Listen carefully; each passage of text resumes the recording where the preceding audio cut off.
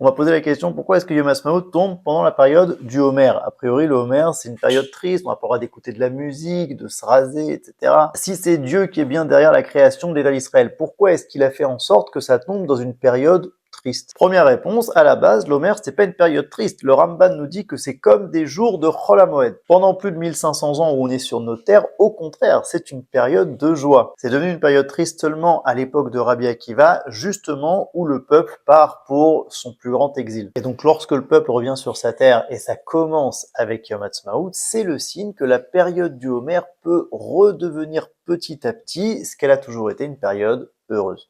Parce que c'est quoi l'enjeu de la période du Homer? C'est de relier Pessah et Shavuot. La délivrance physique et la délivrance spirituelle, le corps et l'âme, le côté national et le côté divin. D'ailleurs, il y a même des yeshivot qui mettent carrément le drapeau d'Israël juste à côté du Echal où se trouvent les Sifrei Torah. Et a priori, ce sont des notions qui peuvent s'opposer. Et justement, on doit faire l'effort pendant cette période d'essayer de les relier. Et c'est peut-être ça le drame des élèves de Rabbi Akiva, chez l'Onahagu Kavod Zelazé, qui n'ont pas réussi à se respecter les uns les autres, c'est-à-dire à trouver en quoi l'autre est important et en quoi on est obligé de se relier même si on est différent. Certains disent même que dans les élèves de Rabbi Akiva, il y avait une partie qui était justement ses élèves en Torah, dans sa yeshiva, et une autre partie qui était ses disciples qui participaient avec lui à la révolte armée de Bar Korva contre les Romains menée par Rabbi Akiva, et que c'est ces deux groupes d'élèves qui n'ont pas réussi à